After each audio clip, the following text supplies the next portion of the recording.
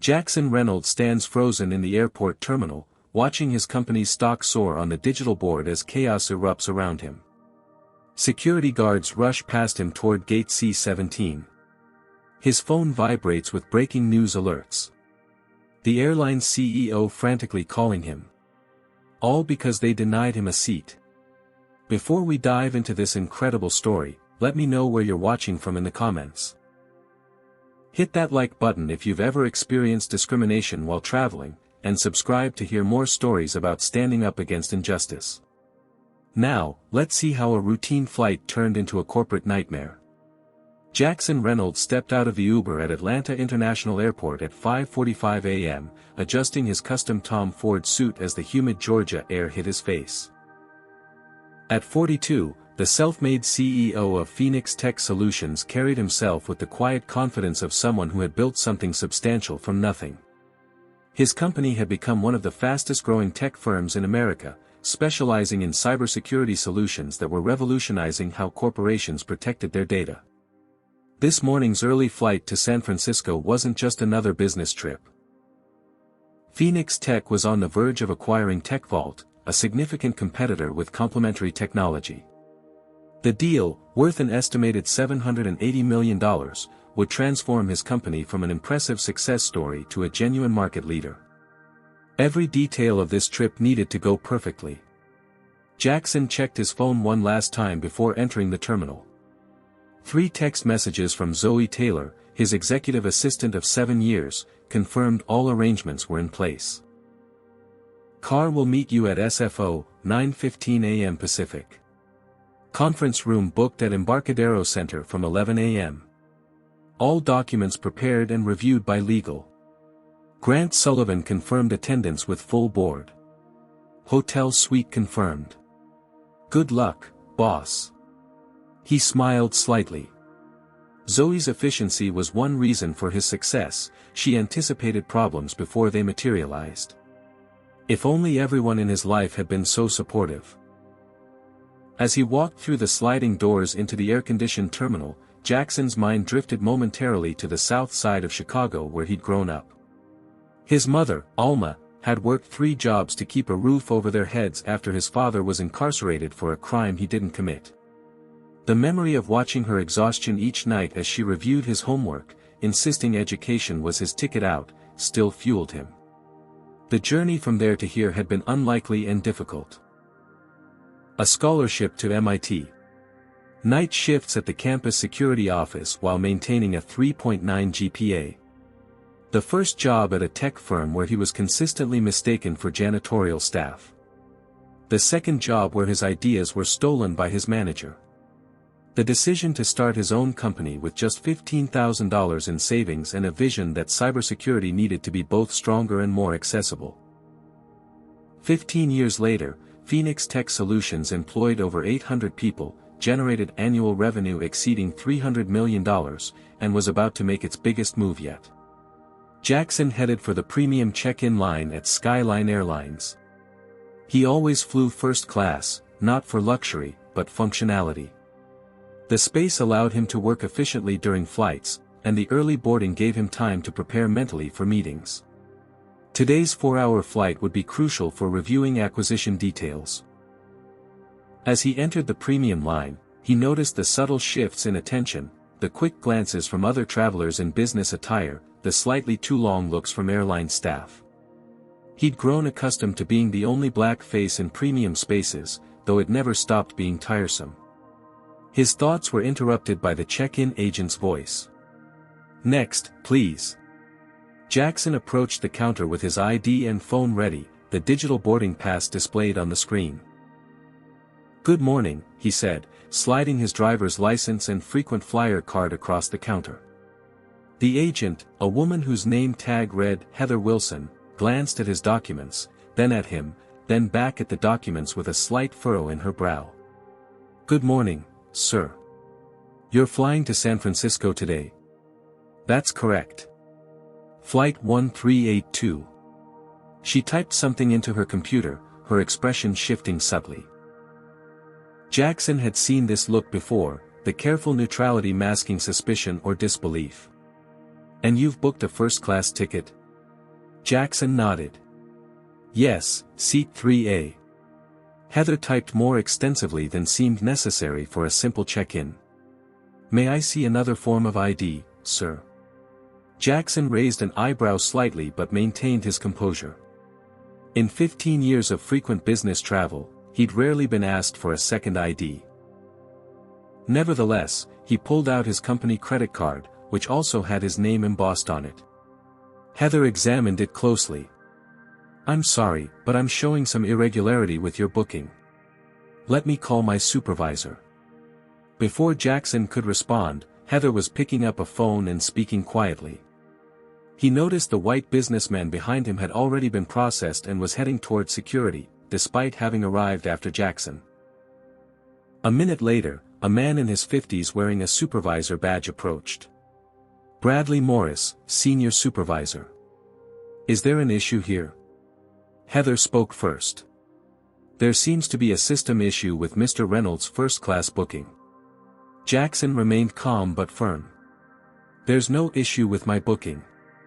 I purchased this ticket 3 weeks ago, and I received confirmation.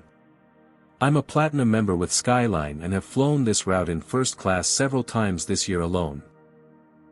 Bradley looked at the screen, then at Jackson's IDs still sitting on the counter. I see. Well, sometimes our system flags unusual bookings for security purposes. Unusual in what way? Jackson asked, though he already knew. Just, patterns that don't match typical customer profiles, Bradley replied, avoiding eye contact. I see you're a frequent flyer with us, but perhaps there was an issue with the payment method or booking channel. Jackson removed his platinum frequent flyer card from his wallet and placed it on the counter. I've been a platinum member for 5 years. The ticket was booked directly through your app using my stored company credit card, as always. From the corner of his eye, Jackson noticed a security guard, a stocky man whose name badge read, Keith Patterson, hovering nearby, watching their interaction with obvious interest despite having no apparent reason to be concerned with a check-in issue. I understand, sir, Bradley said, his tone shifting to one Jackson recognized as the difficult customer voice. Let me see what I can do. The first-class cabin seems to be experiencing some technical issues today. We can accommodate you in Economy Plus as a courtesy, and of course, refund the difference in fare. Jackson felt a familiar heat rising in his chest but kept his voice measured. There's nothing on your website or app indicating any issues with first class. I'd like to see exactly what the problem is. Other passengers were now watching the interaction, some with curiosity, others with clear understanding of what was happening. Bradley lowered his voice. Sir, we're trying to accommodate you. Economy Plus has comparable legroom, and, I didn't pay for legroom, Jackson interrupted.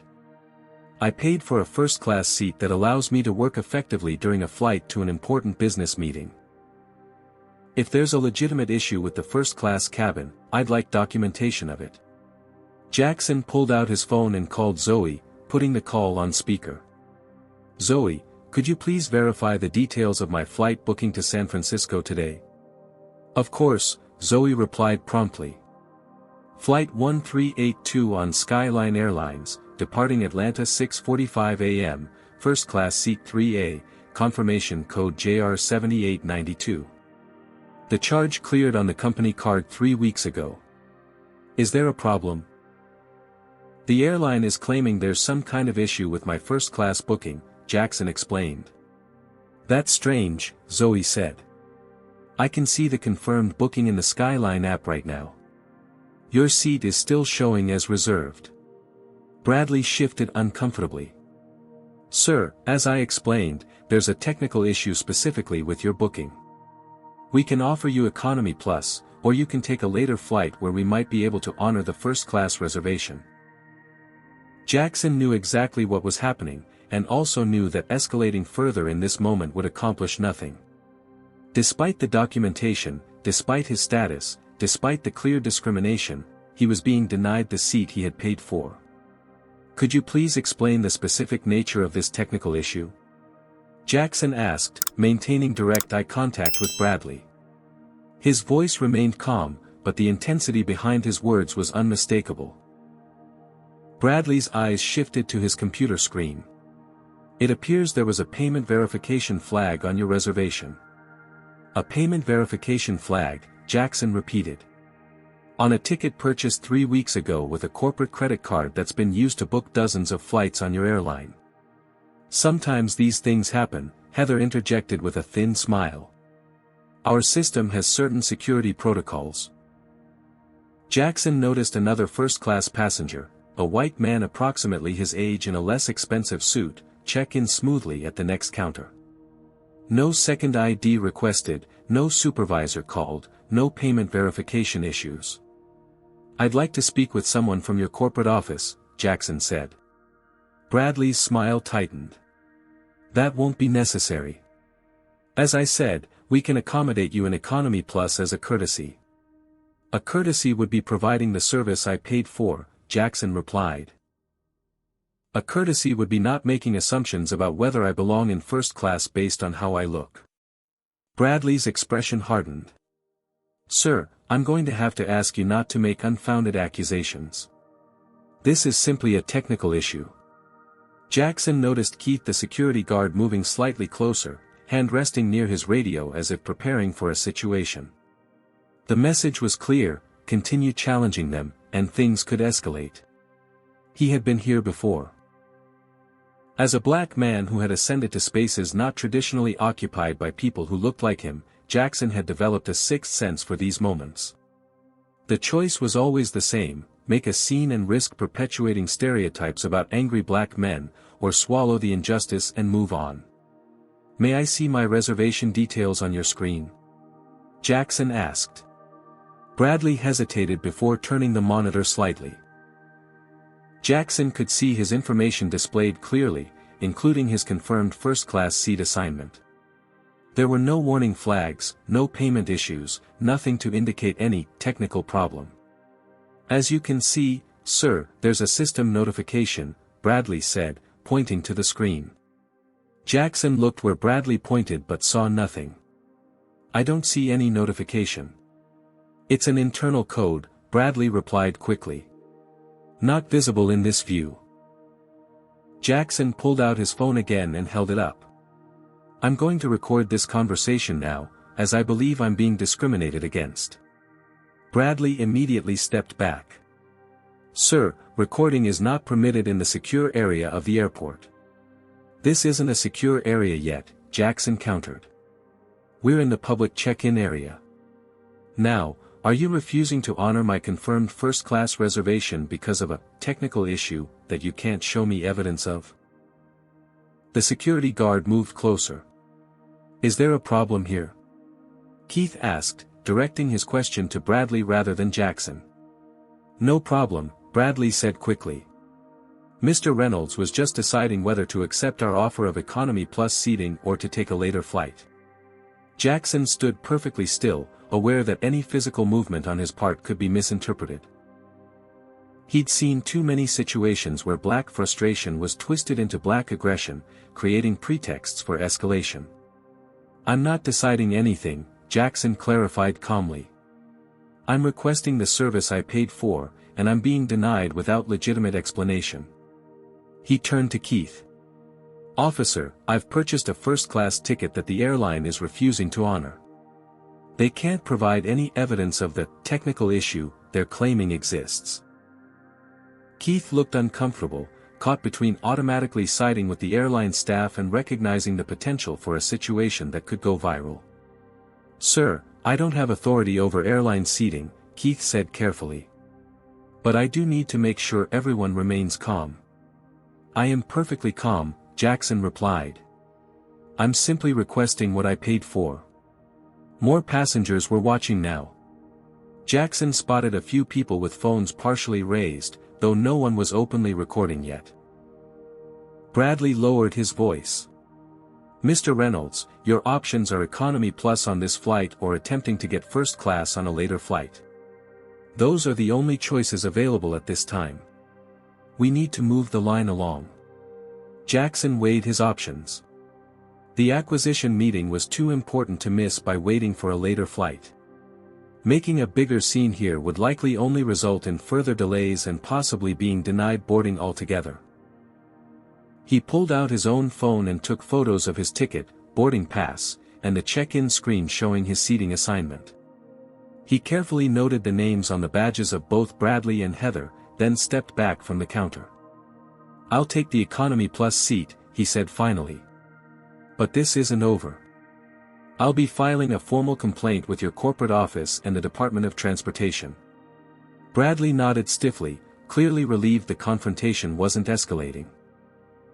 "Heather will print your new boarding pass. Gate C17, boarding begins in 30 minutes. As Heather processed the new boarding pass, Jackson called Zoe again. "Zoe, I need you to document everything about this flight booking. Screenshots of the confirmation, payment receipt, everything. I've been downgraded to Economy Plus without explanation." "Already on it," Zoe replied, the concern evident in her voice. "Do you want me to contact our legal team?" "Not yet," Jackson said. "But stand by. I'll update you once I'm on the plane." He took his new boarding pass without further comment and moved toward security, feeling the eyes of both staff and fellow travelers on his back. Jackson found a quiet corner near his gate and sat down, setting his leather briefcase beside him. His heart rate had increased despite his outward composure. These moments always took a toll, even after all these years. The memories surfaced unbidden. The college campus security stopping him while walking to the library at night, demanding ID when white students passed unquestioned. The luxury car dealership where the salesperson had ignored him until he mentioned his budget. The high-end restaurants where hosts attempted to seat him near the kitchen despite empty tables by the windows. Each time, he'd made the same calculation: which response would preserve his dignity while not derailing his larger goals. Which battles were worth fighting, and which were merely distractions. Today's incident was different. He had built enough success and security to take a stand without the same level of personal risk. And something about the blatant nature of it, the transparent lies about technical issues, ignited a deeper resolve. His phone rang. Zoe again. "I've gathered all the documentation," she said.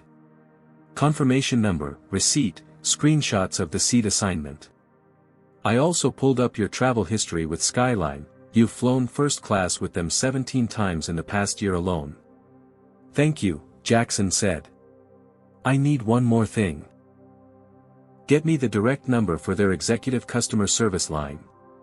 "Already have it," Zoe replied. "And Jackson, I'm sorry this happened. It's not your fault," he said. "But let's make sure it doesn't happen to someone else." After ending the call, Jackson sat for a moment, considering his next move. Making a scene at the gate would accomplish nothing productive. Getting removed from the flight would mean missing the acquisition meeting, potentially costing his company millions and affecting hundreds of employees. Instead, he opened the Notes app on his phone and methodically documented everything that had occurred. Names, times, exact phrases used. He added the photos he'd taken at the check-in counter. Then he opened Twitter. Jackson rarely used social media for personal matters, but his recent profile in Fortune magazine had gained him a substantial following in the business community. His posts typically focused on cybersecurity trends and entrepreneurship advice. Today would be different. He composed a simple, factual tweet: "Today at Skyline Air ATL, denied my confirmed first-class seat despite platinum status and 17 first-class flights this year. Staff claimed technical issues but couldn't show evidence. Downgraded because I didn't match the customer profile." Hashtag flying while black. He attached a photo of his original first-class boarding pass alongside the Economy Plus replacement, careful not to include any personal information. After a moment's hesitation, he pressed tweet and put his phone away. The boarding process began 10 minutes later. Jackson waited until his new group was called, then joined the line. As he handed his boarding pass to the gate agent, a different employee who smiled professionally, he noticed Keith, the security guard, watching from nearby, still monitoring him as if he were a potential threat. On the plane, Jackson stored his briefcase and settled into his economy plus seat. The space was indeed more cramped than first class, making it difficult to open his laptop fully. He would have to adapt his plan to review acquisition documents during the flight. A flight attendant named Melissa Gardner moved through the cabin during pre-flight preparations. When she reached his row, she did a subtle double take, clearly recognizing him. "Mr. Reynolds," she said quietly, "can I get you anything before takeoff?" So they knew exactly who he was. Interesting. "No, thank you," he replied politely. "I'm fine for now." As the remaining passengers boarded, Jackson connected to the airport Wi-Fi one last time and checked his Twitter notification. His post had already been shared over 200 times in just 15 minutes. Several business leaders he knew had commented with their own experiences or expressions of outrage. The plane door closed, and the captain announced they were preparing for departure. Jackson turned his phone to airplane mode, opened his laptop as much as the limited space allowed, and prepared to make the best use of the flight time despite the circumstances. He had made his decision. This wouldn't be just another incident to swallow silently. This time, there would be accountability. 30 minutes after takeoff, the pilot announced that in-flight Wi-Fi was available. Jackson connected immediately, curious whether his post had gained any traction. What he saw made him sit up straighter in his cramped seat. His tweet had exploded. Over 15,000 shares, 47,000 likes, and countless comments. #FlyingWhileBlack was trending nationally. But most significantly, a video had emerged. Another passenger, a marketing executive named Diana Walker according to her profile, had recorded part of his interaction with Bradley and Keith from the check-in line. Her caption read, "Witnessed blatant discrimination at Skyline Air Atlanta this morning. Black executive denied first-class seat with no valid reason while white passengers walked through without issue." The video had been shared by several major news outlets and social media influencers. As Jackson scrolled through the notifications, his phone rang. Aisha Johnson, Phoenix Tech's communications director, was calling. "Jackson, have you seen what's happening?" she asked without preamble. "I'm looking at it now," he replied, keeping his voice low. "I didn't expect this level of response." "It's everywhere," Aisha said. CNBC just mentioned it in their market update. "They identified you as prominent tech CEO Jackson Reynolds. Your original post has been viewed over 1 million times in the last half hour." Jackson glanced around the cabin, suddenly aware of several passengers looking in his direction, some with phones in hand. "There's more," Aisha continued.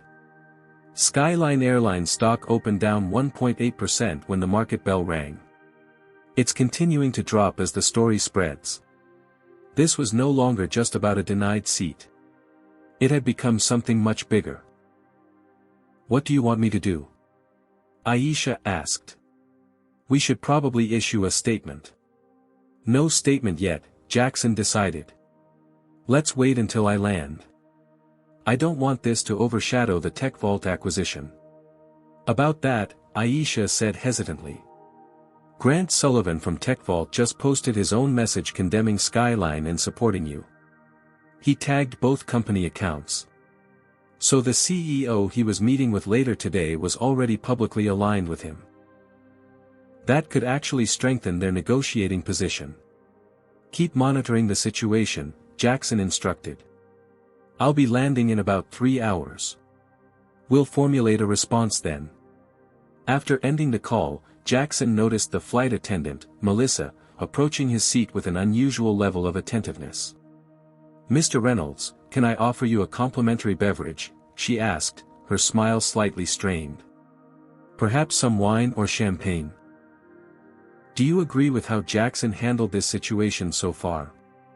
Comment number 1 if you think he responded appropriately by documenting everything and making a simple factual post. Comment number 2 if you think he should have escalated further at the airport. Like this video if you've witnessed or experienced similar discrimination while traveling, and subscribe to our channel for more stories about standing up against injustice. What do you think will happen when the airline realizes the magnitude of their mistake? Let's continue and find out. Just water, thank you, he replied, noticing how her hands trembled slightly as she poured it.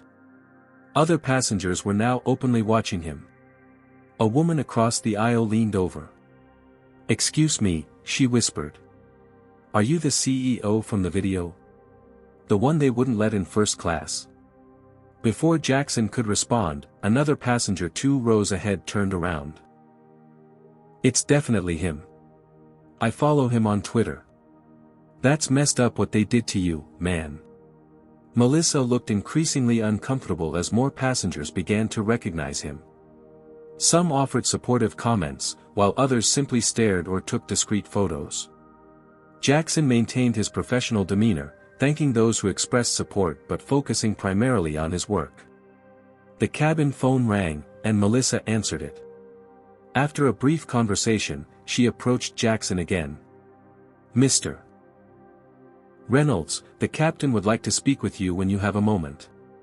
"Is there a problem?" Jackson asked. "No, sir. He just requested a word." Jackson saved his work and followed Melissa to the front of the plane, aware of the eyes following him. The cockpit door was open, and the captain, a gray-haired man in his 50s, nodded as Jackson approached. "Mr. Reynolds, I'm Captain Stephen Miller. I've just received some information from our ground team that I wanted to share with you directly." "What kind of information?" Jackson asked. Captain Miller looked uncomfortable. "It appears there's been a situation regarding your boarding experience in Atlanta. Our regional director has asked me to inform you that we'll be returning to the gate once we land in San Francisco. He'd like to speak with you personally." "I see," Jackson said evenly. "Is that standard procedure when a passenger is wrongfully denied their purchased seat?" The captain winced slightly. "Sir, I'm just relaying the message. For what it's worth, I've been flying with Skyline for 22 years, and I don't condone discriminatory treatment of any passenger." Jackson nodded. "I appreciate that, Captain Miller." As he returned to his seat, Jackson noticed several passengers hurriedly putting phones away, as if they'd been recording the interaction.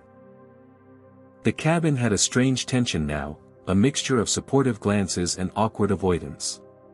He checked his phone again. Skyline Airlines had issued a brief statement. "We are aware of a situation regarding a passenger experience this morning. We take these matters seriously and are investigating. Skyline Airlines is committed to treating all passengers with respect." The responses to this corporate non-apology were scathing. Commenters were pointing out the statement didn't acknowledge what actually happened, didn't apologize, and used passive language to distance the company from responsibility. More concerning for Skyline, their stock had dropped 3% in the hour since market opening. The hashtag boycott Skyline Air was gaining momentum. Several corporate travel managers from major companies had publicly announced they were reviewing their contracts with the airline. Jackson's own company stock, meanwhile, had ticked up slightly, perhaps in solidarity, perhaps in recognition of a leader willing to stand against discrimination. A new email notification appeared on his screen. From Diane Foster, CEO of Skyline Airlines. The subject line, "Personal apology and request to meet." The email was brief but direct. "Mr. Reynolds, I want to personally apologize for your experience this morning. There is no excuse for what happened. I've been fully briefed on the situation and am deeply disturbed by what I've learned. I will be waiting when your flight lands in San Francisco and would appreciate the opportunity to speak with you directly. Regards, Diane Foster, CEO, Skyline Airlines." So the situation had already escalated to the CEO level. Jackson wasn't particularly surprised. The combination of his own business profile, the viral video, and the stock market reaction had created the perfect storm. As he pondered his response, the cabin speakers crackled to life. "Ladies and gentlemen, this is Captain Miller speaking. I need to inform you that we've been directed to return to the gate once we land in San Francisco due to a technical matter that needs attention. This will not affect the safety of our flight, but it may result in a brief delay in deplaning. We apologize for any inconvenience." Jackson almost smiled at the ironic choice of technical matter, the same vague terminology used to justify denying him his seat. Several passengers looked directly at him, making the connection. A middle-aged woman across the aisle leaned toward him. "They're scrambling, aren't they?" "It appears so," Jackson replied quietly. "Good," she said firmly. "I saw what happened at check-in. It was wrong." Jackson nodded his thanks and returned to his work, though concentration was becoming difficult. His phone continued to buzz with notifications as the social media firestorm grew. Major news networks were now covering the story on their business segments, noting the impact on Skyline's stock price and the broader conversation about corporate responsibility. What had begun as a routine flight was becoming a watershed moment, not just for Jackson Reynolds, but possibly for how corporations handled issues of race and discrimination in their customer service practices. The plane touched down in San Francisco right on schedule, but as Captain Miller had announced, they didn't proceed to the regular gate. Instead, they taxied to a more private area of the terminal. "Ladies and gentlemen," the captain's voice came over the intercom, "as I mentioned earlier, we've been directed to a different gate. Once we're securely parked, we'll begin the deplaning process. We appreciate your patience." Jackson remained in his seat as the other passengers prepared to deplane, many casting curious or supportive glances his way. Melissa, the flight attendant, approached him. "Mr. Reynolds, the regional director is waiting to speak with you. Would you prefer to meet him on the plane or in the terminal?" "The terminal would be better," Jackson replied. He had no intention of being cornered in the confined space of the aircraft. When the doors finally opened, Jackson was surprised to see a corridor of airline staff creating a pathway through the jet bridge. At the end stood a man in an expensive suit who Jackson assumed must be the regional director. "Mr. Reynolds," the man extended his hand as Jackson approached. "Thomas Warner, regional director for Skyline Airlines Western Division. Thank you for taking the time to speak with me." Jackson shook his hand briefly. "I don't believe I had much choice in the matter." Warner's smile faltered slightly. "Perhaps we could speak somewhere more private. We have a lounge area reserved." Jackson followed Warner through the terminal, noticing the stares from other travelers who recognized him from the now viral video. Several airport employees were also watching with interest. When they reached a private lounge area, Jackson was surprised to find it empty except for them. "Mr. Reynolds," Warner began once they were seated, "first, let me express my deepest apologies for what happened in Atlanta this morning. It was completely unacceptable and doesn't reflect Skyline's values." Jackson said nothing, waiting. Warner continued, clearly uncomfortable with the silence. "We'd like to make this right. Immediately. First, we're offering you an upgrade to first class for your return flight, plus complimentary first-class tickets for your next 10 flights with Skyline." "I'm not interested in free tickets," Jackson replied evenly. "Of course," Warner nodded quickly. "We understand this goes beyond compensation. The employees involved have been placed on administrative leave pending a full investigation." "That's reactive, not proactive," Jackson observed. "What are you doing to ensure this doesn't happen to someone else?" Warner shifted in his seat. "We take these matters very seriously. Our company has a strict non-discrimination policy." "Policies are meaningless without implementation and accountability," Jackson interrupted. "The fact that your staff felt comfortable doing this suggests the problem runs deeper than a few individuals." Warner's professional veneer cracked slightly. "Mr. Reynolds, we're trying to resolve this situation amicably. Our CEO, Diane Foster, is actually on her way here to speak with you personally. That's how seriously we're taking this." "I received her email," Jackson acknowledged. "I'll wait to speak with her." Warner looked relieved. "Thank you. She should be here within the hour. In the meantime, is there anything we can provide? A meal, perhaps?" No, thank you. I'd just like some privacy to prepare for my business meeting. Of course, Warner stood. I'll leave you alone. Please don't hesitate to ask if you need anything. As Warner left, Jackson checked his phone. The situation had continued to escalate in the business world. Skyline's stock had dropped 5% and was still falling. Several major corporate clients had publicly announced they were reviewing their travel contracts with the airline. The hashtag boycott Skyline Air was the #1 trending topic nationally. More personally concerning, the media had fully identified him now. Major business publications were running his photo alongside headlines about the incident. His inbox was flooded with interview requests from news outlets. His phone rang. Zoe again.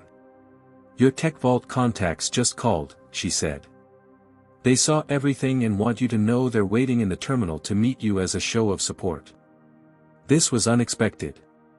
Grant Sullivan is here. At the airport? Yes, with 2 of his board members. They want to escort you to the meeting themselves. They're making a statement by doing so. Jackson considered this development. The acquisition negotiations could actually benefit from this situation if TechVault was publicly aligning with him. Tell them I appreciate it, but I'm waiting to speak with the Skyline CEO first. I should be free in about an hour. Will do. And Jackson? Phoenix Tech stock is up 3 points since the market opened. Investors seem to appreciate a CEO who stands up for himself.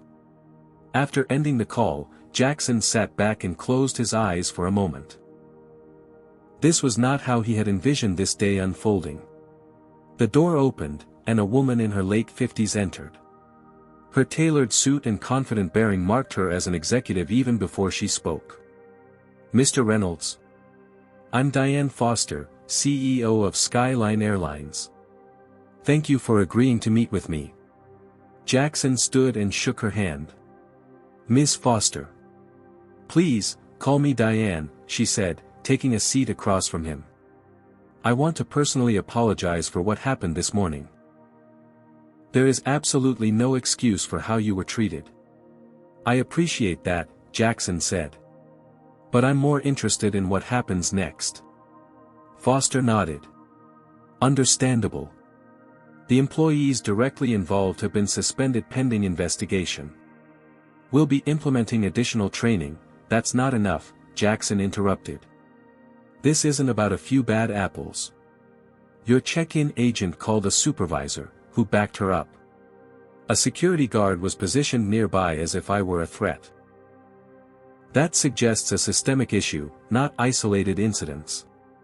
Foster's expression tightened slightly.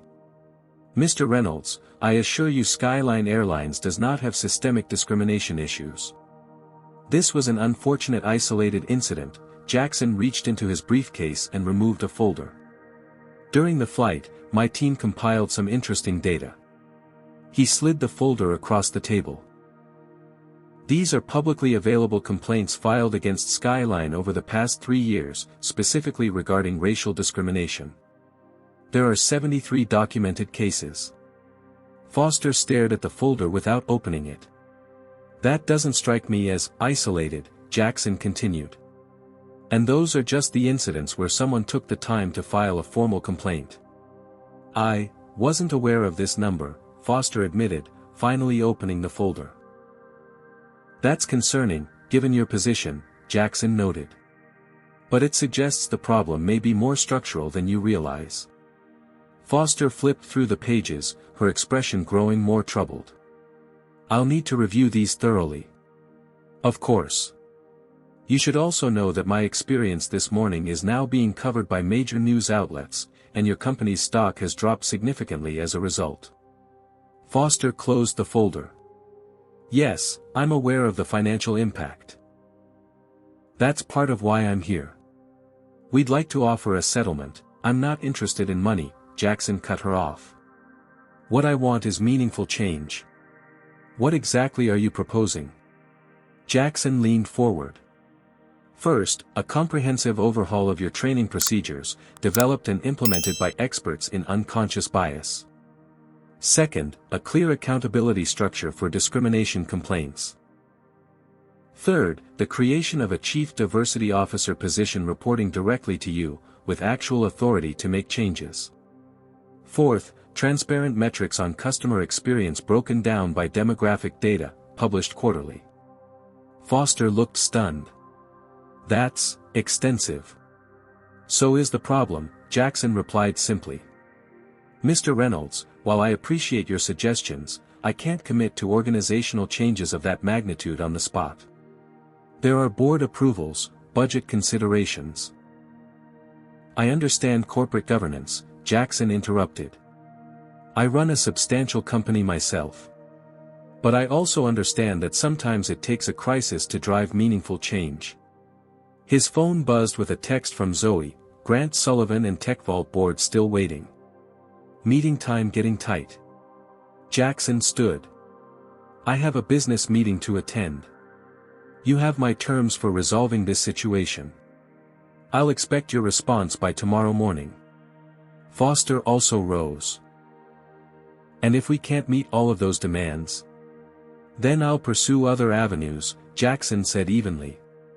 Including legal ones. The documentation is quite compelling. Foster's expression hardened. I hope we can reach a reasonable resolution. So do I, Jackson replied. Reasonable would be ensuring no one else experiences what I did today. As he turned to leave, Foster called after him.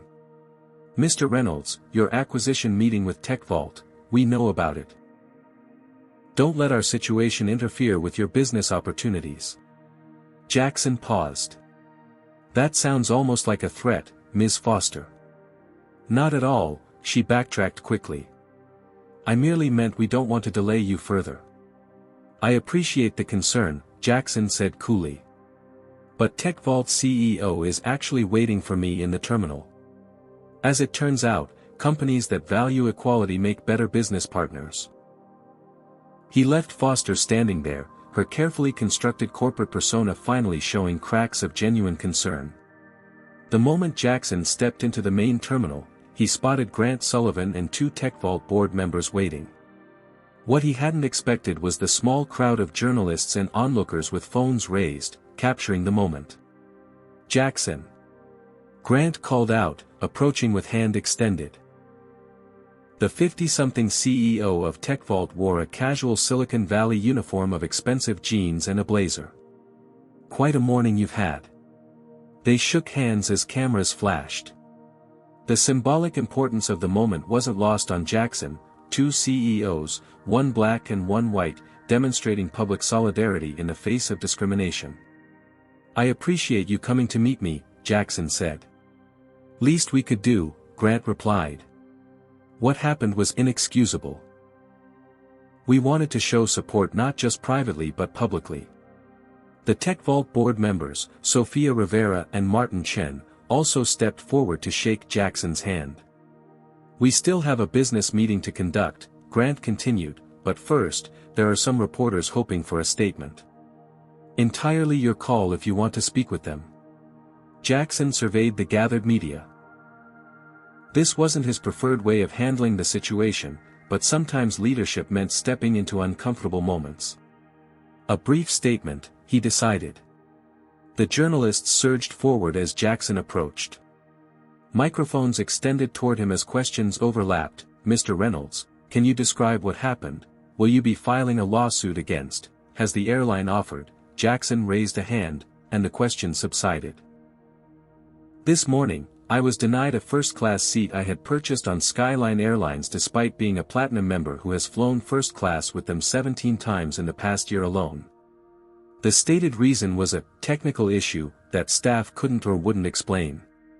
I was the only passenger experiencing this issue, and also the only black passenger in the first-class line.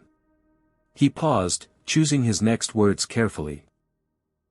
What happened to me today happens to people of color across America every day, often without the platform or resources I have to address it. This isn't about one airline or one incident. It's about a broader pattern where certain people are automatically deemed suspicious or not belonging in premium spaces. What do you want from the airline? a reporter called out. I've requested systemic changes to prevent this from happening to others, including comprehensive anti-bias training, accountability structures, executive-level diversity leadership, and transparent metrics. I don't want compensation. I want transformation. And if they refuse, another journalist asked. Then the public and their customers will draw their own conclusions about the company's values. Now if you'll excuse me, I have a business meeting to attend. Grant Sullivan stepped forward. And as CEO of TechVault, I want to add that we fully support Mr. Reynolds. Companies today must stand against discrimination in all forms. How businesses respond to these incidents reveals their true character. With that, security personnel created a path for Jackson and the TechVault executives to exit the terminal. They climbed into a waiting SUV that would take them to their meeting location. That was well handled, Sofia Rivera commented once they were inside the vehicle. Direct but dignified. I'm just sorry you had to deal with this today of all days, Grant added. Our acquisition discussions shouldn't be overshadowed by Skyline's failings. On the contrary, Jackson replied, this situation has clarified some things for me about corporate culture and values. Which is relevant to our discussions. Martin Chin nodded. Combining companies means combining cultures. How leadership responds to challenges says a lot about that culture. The conversation shifted to more general topics as they drove toward downtown San Francisco, but Jackson could sense a subtle change in the dynamic. The TechVault team seemed to regard him with increased respect, not just as a business equal, but as someone who had handled a difficult public situation with grace. When they arrived at the Embarcadero Center, Jackson was surprised to find Diane Foster waiting in the lobby. Mr. Reynolds, she called out as he entered with the TechVault executives.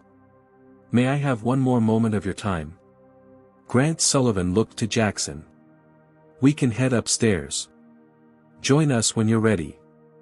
After they departed, Jackson approached Foster. I thought we'd concluded our conversation at the airport. I've been doing some thinking, Foster said, her tone different from earlier, less corporate, more genuine. And making some calls. You're right about the pattern of complaints. I should have been more aware. Jackson waited, sensing there was more. I've spoken with several board members, she continued. We're prepared to implement the changes you suggested. All of them. We'll need some time to structure the details, but I have their support for the direction. What changed your mind so quickly? Jackson asked. Foster's professional facade slipped further. Honestly? Partly it's the business impact. Our stock is down 8% and falling. Major corporate clients are contacting us with concerns. But it's also. I watched the video of what happened to you. It was indefensible. And when I saw our compiled complaint data. She shook her head. We have a real problem, and I've been missing it. I appreciate the candor, Jackson said. And the commitment to change. I'll want to see the detailed implementation plan. You'll have it by tomorrow, Foster promised. We'll also be issuing a public apology, a real one, not corporate speak, and announcing the changes. Would you be willing to provide input on our approach? Jackson considered this. Yes, but only if the changes are substantive, not cosmetic. They will be, Foster assured him. And I know your acquisition meeting is important. I want to make clear that Skyline has no intention of interfering with your business in any way. I didn't think you would, Jackson replied. That would compound the legal issues considerably. Foster nodded. I'll have my team contact yours with the implementation details. And Mr. Reynolds? For what it's worth, I am truly sorry this happened. For the first time, Jackson felt she meant it. Actions will speak louder than words, Ms. Foster. I look forward to seeing the changes. As Foster left, Jackson headed to the elevator, his mind already shifting to the acquisition meeting ahead. What had begun as a routine business trip had evolved into something much more significant, not just for him personally, but potentially for countless future travelers who might be spared similar experiences. When he reached the conference room, Grant Sullivan and his team were waiting. Grant approached him privately before they began. "Everything okay with Skyline?" "Getting there," Jackson replied. "They've agreed to implement the changes I requested."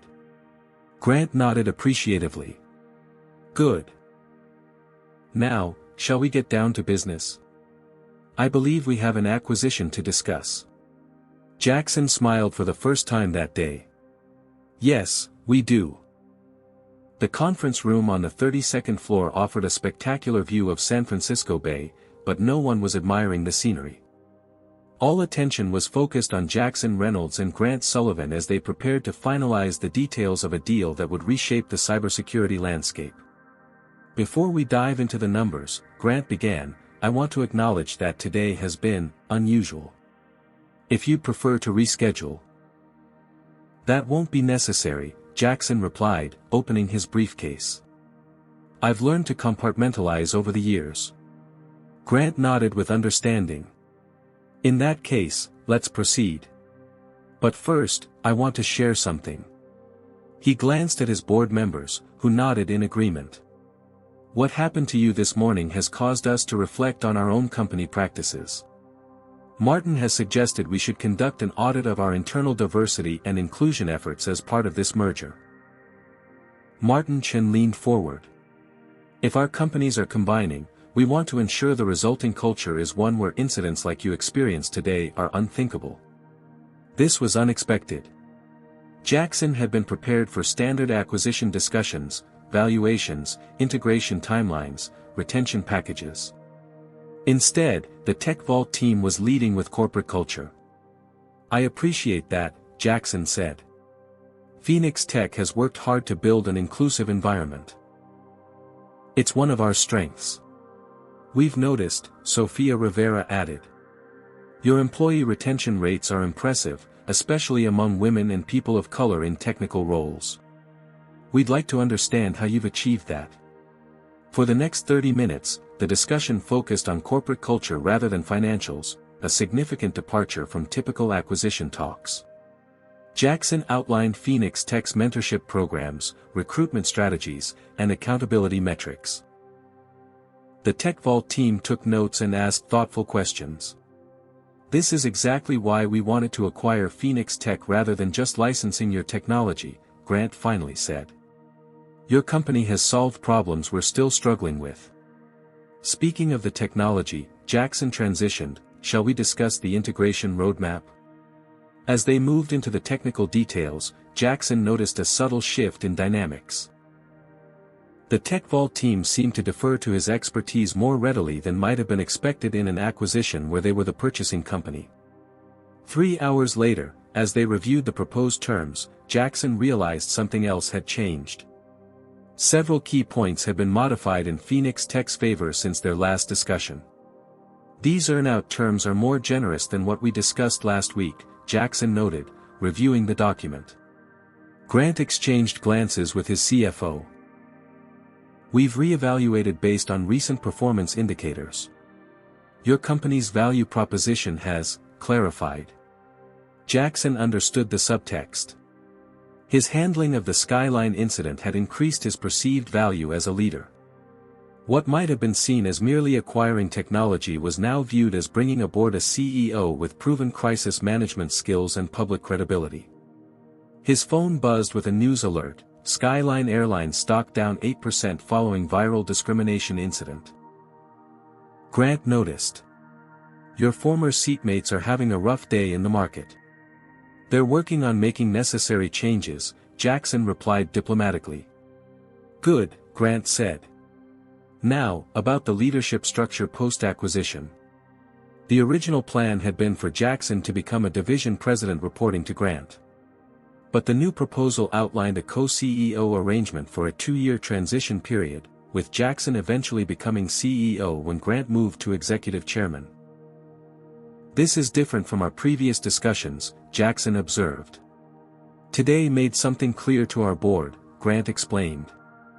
"Your leadership style and public presence are significant assets. The business world is changing, companies need leaders who can navigate complex social issues while delivering financial results. You've demonstrated both. By late afternoon, they had reached agreement on all major points.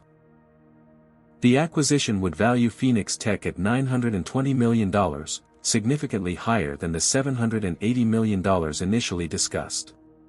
Jackson would become co-CEO immediately, transitioning to sole CEO within 24 months. As they prepared to announce the deal to their respective teams, Martin Chen pulled Jackson aside. That situation with Skyline this morning, most executives would have kept it private or settled quietly. The way you handled it, insisting on systemic change rather than personal compensation, it told us a lot about your character. I appreciate that, Jackson replied. But to be honest, I was just doing what seemed right. That's exactly my point, Martin said. Leadership isn't about doing what's calculated, it's about doing what's right, even when it's difficult. We're getting more than technology in this acquisition. We're getting the kind of leadership that's increasingly rare. As they rejoined the others for the formal announcement, Jackson's phone buzzed again.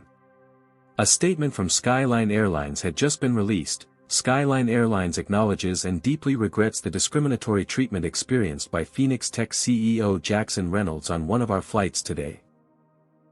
We have begun implementing comprehensive changes to ensure such incidents never recur, including mandatory anti-bias training for all customer-facing staff, the creation of a Chief Diversity Officer position reporting directly to the CEO, new accountability structures for discrimination complaints, and transparent quarterly reporting on customer experience metrics across demographics.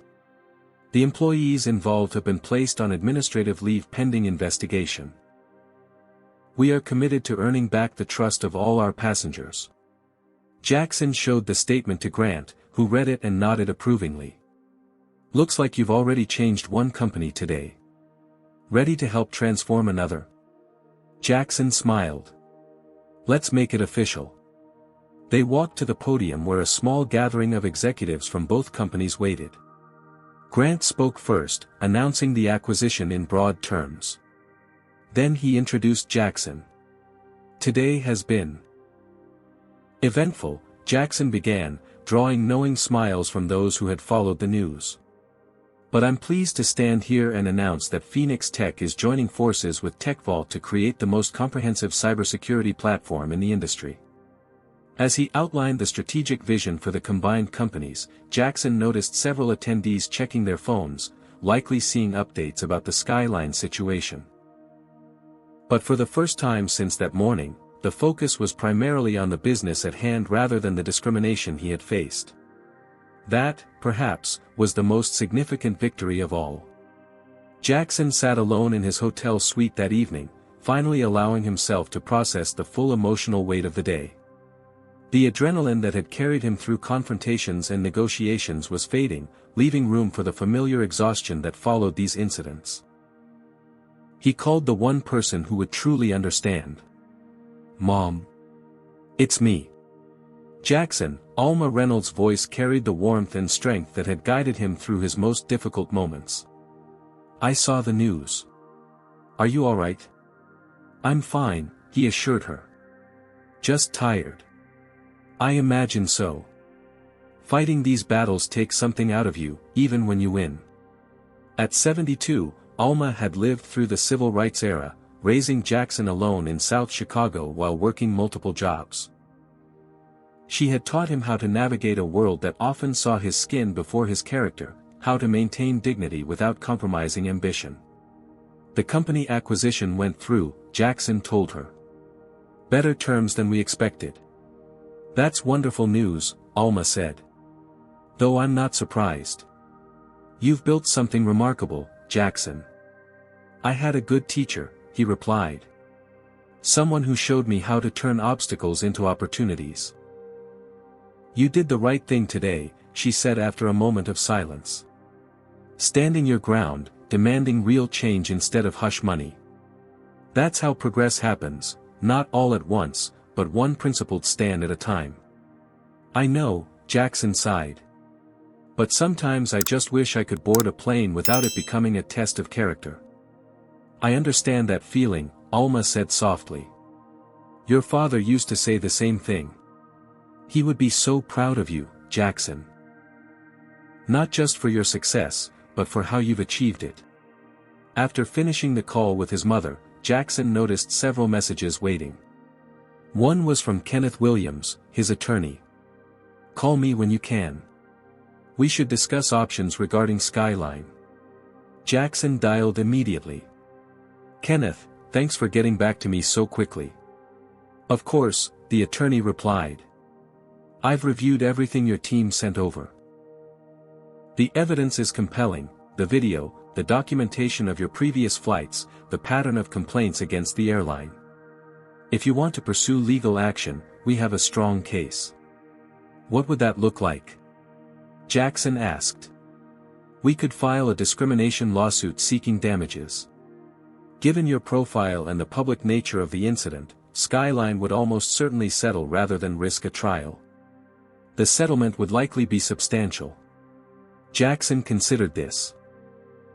And if money isn't my primary objective? Then we leverage the threat of legal action to secure binding commitments to institutional changes, Kenneth explained. The approach you've already begun with the CEO. That's what I want, Jackson confirmed. Enforceable, measurable changes. Not just promises. We can draft an agreement with specific benchmarks and reporting requirements, Kenneth suggested. With the media attention and stock impact, Skyline is motivated to resolve this quickly. Draft the agreement, Jackson instructed. Focus on the changes we discussed with Foster, but add independent verification mechanisms. I want regular audits by a third party, not just internal reporting.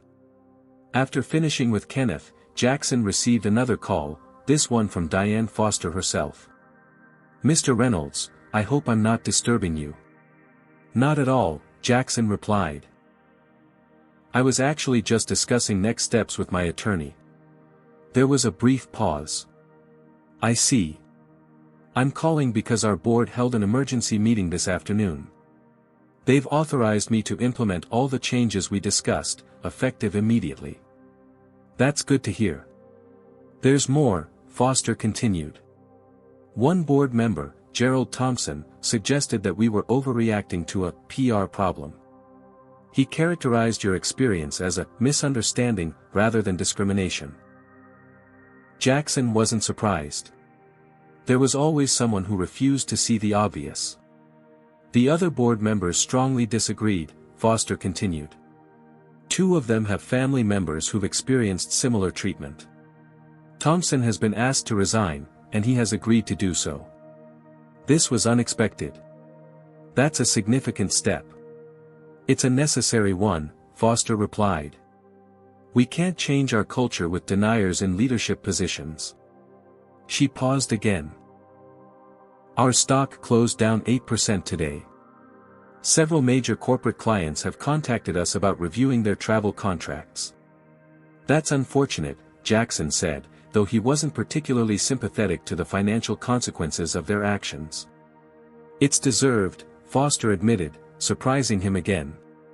But we're committed to earning back trust. I've drafted an action plan based on your suggestions and would appreciate your feedback before we announce it publicly. Would you be willing to review it? Yes, Jackson agreed. Send it over, and I'll have comments back to you by morning. Thank you, Foster said. And Mr. Reynolds? For what it's worth, I believe this incident, painful as it was, will ultimately make Skyline a better company. After the call ended, Jackson opened his laptop to find Foster's email already waiting. The plan was more comprehensive than he had expected, detailed training protocols, clear accountability structures, a proposed timeline for implementing the Chief Diversity Officer position, and specific metrics for measuring progress. As he reviewed the document, another email arrived, this one from a competing airline CEO, expressing solidarity and highlighting their own diversity initiatives. Then another, and another. Airlines across the industry were suddenly eager to showcase their commitment to equal treatment. Jackson's phone buzzed with a text from Zoe, Phoenix Tech stock closed up 3.4% today. Investors like companies with principled leadership. It was a small validation that doing the right thing could also be good business. Jackson made notes on Foster's proposal, suggesting stronger enforcement mechanisms and more transparent reporting. Then he drafted a brief statement of his own to release once the agreement was finalized. As he worked, he realized that today's incident, painful and unnecessary as it was, had created an opportunity for impact beyond what he could have achieved otherwise. His platform had suddenly expanded, and with it, his ability to influence corporate behavior.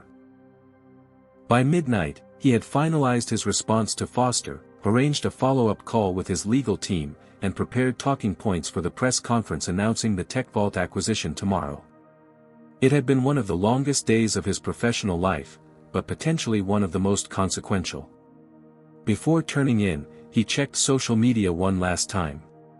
The hashtag #FlyingWhileBlack had evolved into a broader conversation about discrimination in customer service across industries. People were sharing their own experiences, and companies were being forced to respond. One story had sparked thousands. That was how change happened, not all at once, but one incident, one stand, one voice at a time. 6 months later, Jackson Reynolds walked confidently through Atlanta International Airport, headed for a Skyline Airlines flight to Chicago. He was traveling to visit his mother, a trip he made monthly despite his increasingly demanding schedule as co-CEO of the newly merged Phoenix TechVault. The changes at the airport were subtle but noticeable. New signage highlighted customer rights and reporting procedures for discrimination. Staff wore small pins indicating they had completed enhanced service training. As Jackson approached the premium check-in counter, he recognized none of the faces from his previous encounter. The young woman at the counter smiled professionally as she checked his ID. "Good morning, Mr. Reynolds. Thank you for flying Skyline today. We have you in first class, seat 3A. Would you like a digital or printed boarding pass?" "Digital is fine, thank you," Jackson replied, watching as she processed his information efficiently and without hesitation. "You're all set," she said, returning his ID. "The premium security lane is to your right, and the Skyline Lounge is available for your use before boarding. Flight 218 begins boarding at Gate B22 in approximately 1 hour. Simple, professional, and exactly the same service offered to every first-class passenger. As it should be." In the lounge, Jackson settled into a comfortable chair with his laptop. He had a video call scheduled with Grant Sullivan to discuss their upcoming quarterly earnings report, the first to fully reflect the merged company's performance. As he waited for the call to connect, a flight attendant approached. Her name badge read, Melissa Gardner, the same attendant from that fateful flight 6 months ago. "Mr. Reynolds," she said, recognition in her eyes. "It's good to see you flying with us again." "Thank you," Jackson replied, wondering if this was merely a courtesy check-in. Melissa hesitated, then added, "I wanted to thank you, actually. The changes you pushed for, they've made a real difference for us." Jackson looked up with interest. "How so?" "The training we received was eye-opening," she explained. "Many of us didn't realize how certain behaviors might be perceived. And the new protocols have actually made our jobs easier, clearer guidelines, better support systems." She smiled slightly. "Plus, employee satisfaction scores are up across the board. Turns out, most people want to do the right thing, they just need the right tools and expectations." "I'm glad to hear that," Jackson said sincerely. After Melissa departed, his video call connected. Grant's face appeared on screen, the San Francisco skyline visible through the window behind him. "Jackson. How's Atlanta treating you this time?" "Much better," Jackson replied with a small smile. "How are things on your end?" "The final integration numbers look excellent," Grant reported. "We're projecting to exceed our merger synergy targets by 14%. The market is responding accordingly." They spent 20 minutes reviewing the quarterly presentation, making final adjustments to key messages for investors. As they wrapped up, Grant mentioned, "By the way, did you see the industry news this morning?" "Not yet." "What happened?" "Skyline's new chief diversity officer, that civil rights attorney they hired on your recommendation, has formed an industry coalition to standardize anti-discrimination training and reporting across all major airlines. 7 carriers have already signed on." Jackson hadn't heard this development. "That's significant progress." "It started with one person refusing to accept discrimination," Grant observed. "Sometimes that's all it takes." After ending the call, Jackson scrolled through his news alerts. Among the business headlines was an update on the staff involved in his incident. Bradley Morris and Heather Wilson, after completing extensive retraining, had been reassigned to help develop and deliver the new customer service protocols. Keith Patterson, the security guard who had hovered menacingly, was now leading security staff training on avoiding racial profiling. Another article analyzed Skyline's stock performance. After the initial 8% drop following Jackson's incident, the shares had recovered and were now trading 4% higher than before, outperforming the industry average. Analysts attributed this to improved customer satisfaction metrics and positive press around their diversity initiatives. The gate agent announced boarding for his flight to Chicago. As Jackson gathered his belongings, he received a text from Zoe. Young Entrepreneurs Association asked if you'd consider mentoring another cohort this fall. 20 students, all from underrepresented backgrounds in tech. Despite his packed schedule, Jackson replied immediately, "Absolutely. Set it up." On the plane, the first-class flight attendant welcomed him by name and offered a pre-flight beverage. As Jackson settled into his seat, he noticed the passenger beside him, a young black man in his 20s, looking slightly uncomfortable in the premium cabin, as if expecting to be challenged. "First time in first class?" Jackson asked conversationally. The young man nodded. "Yeah. Just got promoted at my tech startup. Still getting used to the perks." "Congratulations," Jackson said. "I'm Jackson Reynolds." Recognition dawned in the young man's eyes. "Wait, Phoenix Tech Jackson Reynolds? The one who stood up to Skyline Airlines?" Jackson nodded. "Man, that was inspiring," the young man said, introducing himself as Darius. "I followed that whole situation. You could have just taken a settlement and moved on, but you pushed for real change." "It seemed like the right thing to do," Jackson replied simply. "It made a difference," Darius insisted. "My company actually switched to Skyline for corporate travel because of the changes they implemented afterward. My boss said she wanted to support companies that respond to criticism by improving, not just damage control." They chatted throughout the flight, Jackson offering advice about navigating the tech industry as a young black professional. As they began their descent into Chicago, Darius asked a question that caught Jackson off guard. "How do you decide which battles to fight? There are so many instances of subtle discrimination, microaggressions. You can't challenge every one without exhausting yourself." Jackson thought about his mother's words from all those months ago. "Someone very wise once told me that sometimes the highest form of success isn't just achieving your own goals, it's making the path wider for those who follow. I choose battles where I can create systemic change, not just personal vindication." As the plane touched down in Chicago, Jackson gazed out the window, seeing his reflection superimposed over the open sky beyond.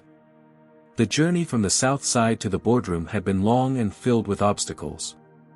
But each challenge had strengthened his resolve to create not just personal success, but meaningful change. The acquisition deal that had brought him to San Francisco that fateful day had transformed Phoenix Tech. But the incident that had preceded it had potentially transformed an entire industry. One-seat denial had sparked a movement that was now affecting thousands of travelers daily. Sometimes the most significant transformations began with a single moment of standing firm. Jackson Reynolds' story teaches us that dignified resistance can be more powerful than reactive anger. By documenting everything and strategically addressing discrimination, he created systemic change rather than just personal vindication. The incident demonstrates how power dynamics shift when we refuse to accept injustice while maintaining professionalism. True leadership means standing firm on principles even when it's uncomfortable. Jackson could have accepted compensation and moved on, but he recognized his unique position to drive meaningful change that would benefit countless others facing similar discrimination. The story also highlights how discrimination carries real business consequences in today's connected world. Companies that tolerate bias don't just harm individuals, they damage their reputation, stock value, and customer relationships. Perhaps most importantly, we see that transformative change often begins with a single person refusing to accept the status quo. Jackson's mother was right, sometimes the highest form of success isn't just achieving personal goals, but widening the path for those who follow. What would you do if you faced discrimination like Jackson? Would you speak up and demand systemic change, or would you handle it differently? Comment below with your thoughts. If this story resonated with you, please hit that like button and subscribe to support more content that exposes racism and explores important social issues. Share this video with someone who needs to hear that standing up for what's right can create ripples of change far beyond what we imagine. Thank you for watching, and remember, your voice matters in creating a more equitable world where everyone is treated with dignity regardless of their appearance. #Lessons learned. Jackson Reynolds' story teaches us that dignified resistance can be more powerful than reactive anger. By documenting everything and strategically addressing discrimination, he created systemic change rather than just personal vindication. The incident demonstrates how power dynamics shift when we refuse to accept injustice while maintaining professionalism. True leadership means standing firm on principles even when it's uncomfortable. Jackson could have accepted compensation and moved on, but he recognized his unique position to drive meaningful change that would benefit countless others facing similar discrimination. The story also highlights how discrimination carries real business consequences in today's connected world. Companies that tolerate bias don't just harm individuals, they damage their reputation, stock value, and customer relationships.